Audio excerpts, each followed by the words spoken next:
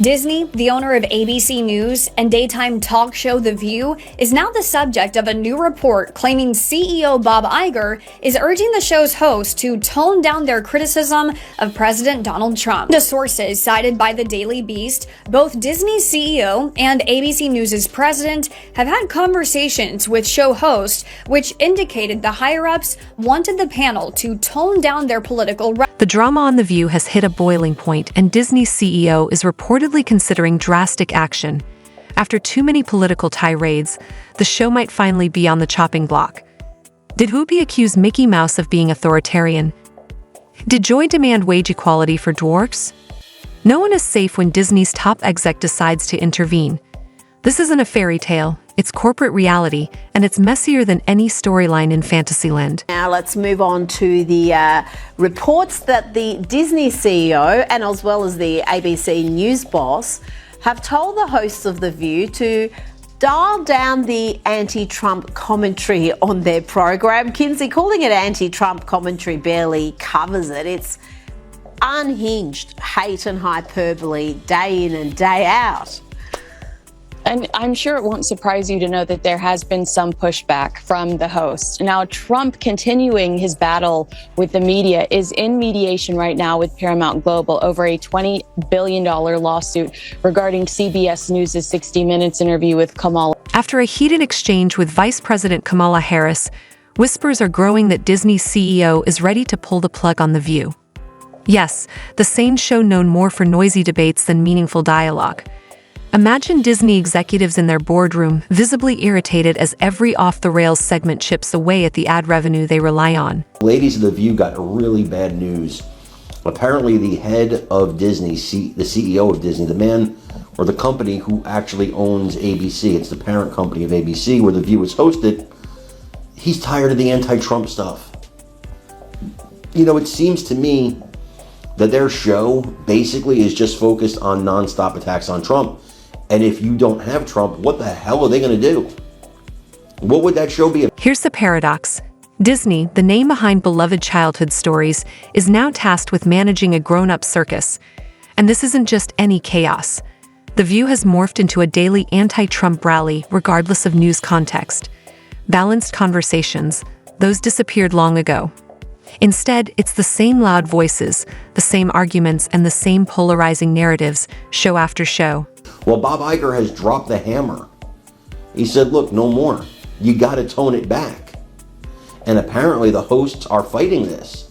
They want to be able to keep talking about Trump. And they won't even bring on Jake Tapper and Alex Thompson about their book on the Biden presidency. Why? Because they had Biden on last week. They're complicit in the cover-up. They don't want anybody on there that's going to say the truth about a Democrat. Come on. Can't have that on The View. The View is named The View and not The Views for a very specific reason. You get one view. If daytime drama were an Olympic event, The View would claim gold for exaggerated outrage and self-righteous signaling. But even Disney has its limits. After a string of political rants and unpredictable antics, the company is now questioning if the show's chaos aligns with its wholesome, family-centric reputation.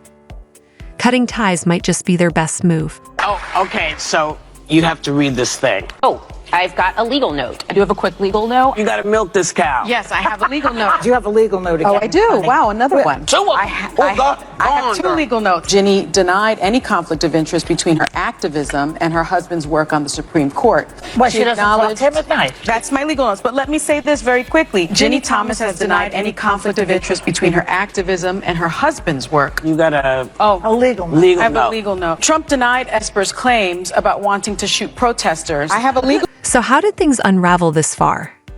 The View was initially pitched as a platform for diverse opinions and meaningful dialogue, or so the advertisements promised.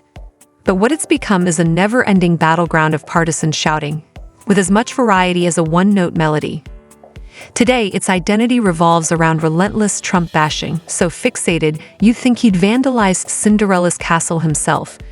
Every episode feels like déjà vu. Dig up a Trump-related controversy, escalate the outrage, express shock, and repeat the cycle. It's like a broken record stuck on the same divisive tune. Forget insightful discussion. What you get is surface-level anger, blame games, and a holier-than-thou attitude. It's not persuasive, but perhaps the show banks on drama to keep viewers hooked. Always want us to be respectful and do the things and talk about the stuff we talk about. We can do all of that. But when you are blatantly giving the country the middle finger, that is blatant. You're not supposed to do that. You're not supposed to take the plane. Don't you think when he lets these white Africans in and claims that's giving the middle finger to the black community? The breaking point? Reportedly, it was a political rant so outlandish and disconnected that even Disney, legendary for its tolerance, finally drew the line. No, it wasn't a debate about Mickey Mouse's wardrobe or missing churros. It was an unhinged on-air meltdown that left executives questioning if they were watching a live talk show or a budget political parody, minus the humor. Balancing political awareness with a global audience has always been tricky for Disney. Their brand thrives on family joy, not divisive drama. Meanwhile, the CEO's plate is already overflowing with controversies, from theme park decisions to social media uproars about recent films. Now The View has joined the growing list of headaches. You can almost hear the daily updates. One lawsuit here, a sprinkle of outrage there, and oh yes, The View made headlines again for all the wrong reasons. Allegedly have received a warning from Disney CEO Bob Iger about their Trump derangement. Okay, the ABC News boss told The View host to tone down the anti-Trump criticism, according to a report. Now, the timing of this is very, very, very fascinating because we know that ABC News was on the receiving end of a lawsuit from President Trump after George Slopopotamus ended up defaming the president on national television in an interview with Nancy. In a Disney boardroom somewhere, you can imagine a long sigh echoing as an executive sets down their sparkling mineral water. Managing Spider-Man's skyscraper swings is one thing.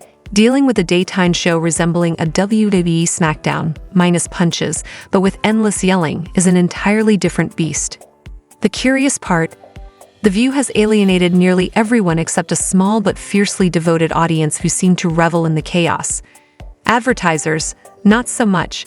Brands aren't eager to see their logos sandwiched between screaming matches and inflammatory political rants. Then there are the numbers. Fluctuating ratings, shrinking ad revenue, and Disney questioning whether they signed up for a talk show or a slow-motion PR disaster. The dilemma? How to keep a show steeped in controversy without dragging the entire Disney brand down with it. Canceling might seem straightforward, but daytime TV's ecosystem isn't that simple. Like it or not, The View still brings in revenue, even as its controversies multiply. Dial it down. That is Disney CEO Bob Iger's message to the hosts of The View, who are known for their hot takes and blunt criticism of the president and his administration. ABC parent company Disney is reportedly feeling the pressure from the president. That's according to the Daily Beast, that outlines a call with ABC's president and The View's executive producer.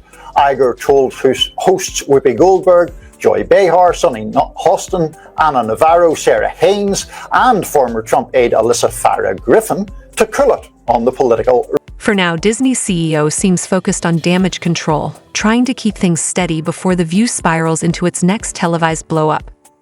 The irony is almost Shakespearean. The same company that gave the world enchanted castles, talking animals, and epic space battles now wrestles with a talk show louder than a pack of hyenas. Disney is about family, wonder, and fantasy, not fiery political outbursts. Somewhere, Walt Disney himself might be wondering how The View ended up under the same brand as Buzz Lightyear and Cinderella.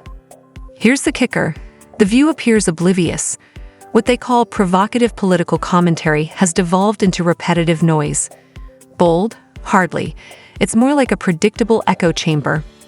Instead of nuanced conversations, viewers get an endless cycle of outrage and theatrics. And when the show's strongest pitch is, "We hate Trump the loudest," it quickly grows stale, especially as news cycles inevitably move on. If The View were a business case study, it wouldn't be about innovation or engagement. It would be titled, "How to Burn Out a Talk Show by Mistaking Drama for Depth." During a meeting between ABC News' president and all of the ladies of The View, the hosts were told they needed to create a better balance of their show content, instead of it being heavily weighted on politics.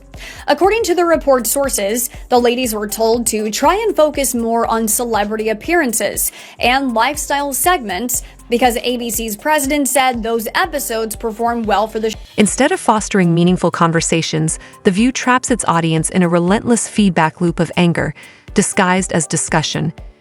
Each segment resembles a chaotic food fight, complete with yelling matches that are more exhausting than enlightening. The difference? Most toddlers eventually tire out. Ironically, The View didn't earn its popularity with this chaos-driven formula. If anything, it's barely holding on despite it. Ratings are erratic, like a roller coaster operated blindfolded, and each over-the-top moment chips away at its loyal base. The show's survival strategy isn't built on thoughtful discourse. It thrives on cranking the outrage dial to the max. But the louder it gets, the more it alienates. The audience left watching already agrees with every shouted sentiment. The obvious solution would be to pivot, to embrace nuance and tone things down. But The View seems determined to double down on its hysteria. Watching it feels like enduring a never-ending tantrum in a mall. Instead of compelling media, it's chaos in a studio. But for fans of blaring outrage, welcome to paradise. But the women of The View reportedly told their bosses to take a hike. One source reportedly saying, quote, "This is what our audience wants. Isn't it going to look kind of bad if we're all of a sudden not talking about politics?" They ultimately decided they weren't having it with the, quote, "silly requests," and said they would just keep doing their thing. In response to the report, former co-host of the show, Meghan McCain, took to X, saying simply, "They will never do." And now, stepping into this media maelstrom is Disney's CEO, the unexpected protagonist in this saga. Tasked with preserving beloved franchises like Marvel and Pixar, this isn't the fight they signed up for. Instead of focusing on galaxies far, far away or singing princesses, they're extinguishing fires sparked by a daytime panel show. Imagine safeguarding Disney's magic for millions, only to be sidetracked by a daily political circus. It's like hiring a Michelin-starred chef and relegating them to flipping grilled cheese sandwiches for rowdy kids. Somewhere in Disney's corporate halls, you can almost hear the memos. Less MAGA shouting, more magical memories, please. Can we focus on fairy tales and heroes instead of whatever this is?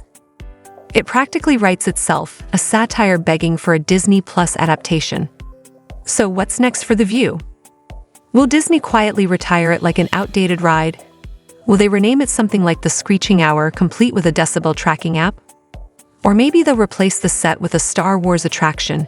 After all, escaping to a galaxy far, far away sounds far more appealing than sitting through another televised tantrum. Bad when The View, a show that is basically coffee gossip and yelling about Trump, gets told by ABC executives, you've got to take down the Trump criticism a notch. According to multiple reports, ABC News presidents, this is going to be a tough one, Alman Karamedovic sat down with the co-hosts and said less Trump, more celebrities. Disney CEO Bob Iger reportedly backed it up as well. Disney owns ABC. Canceling The View might be one of Disney's smartest moves yet. Each controversy chips away at the company's carefully curated image, like a faulty animatronic on an otherwise flawless theme park ride. Removing it may sting, but it strengthens the overall brand.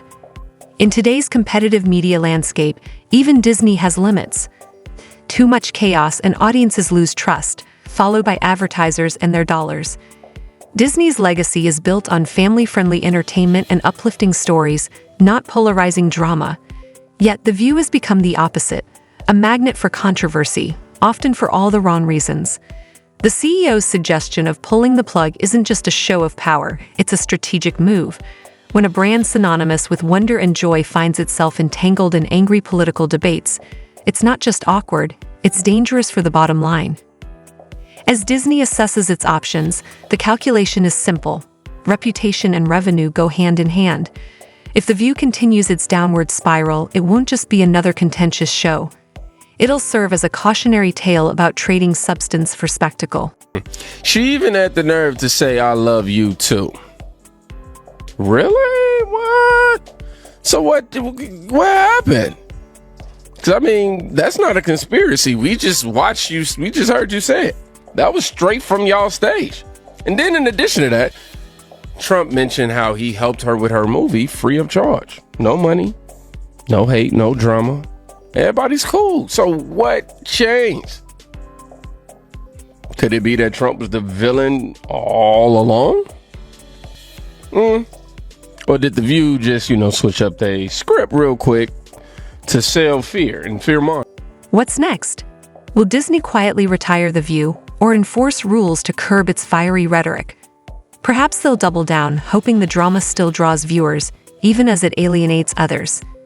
One thing is certain, when the House of Mickey Mouse questions a show's antics, it's more than bad ratings. It's a brand crisis. Picture the boardroom. Executives sipping coffee, watching the latest outburst, and debating if it's time to replace chaos with something more aligned to Disney's image.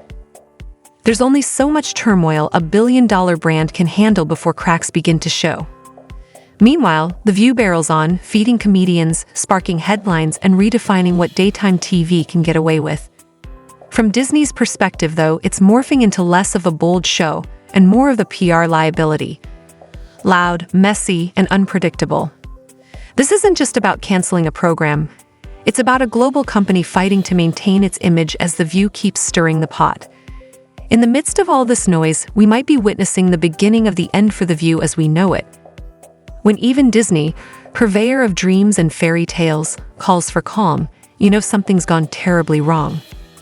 So next time The View magnifies a molehill into a mountain, remember, somewhere in a Disney boardroom, someone is likely shaking their head, wondering how a show designed to foster dialogue became daytime TV's loudest force of division.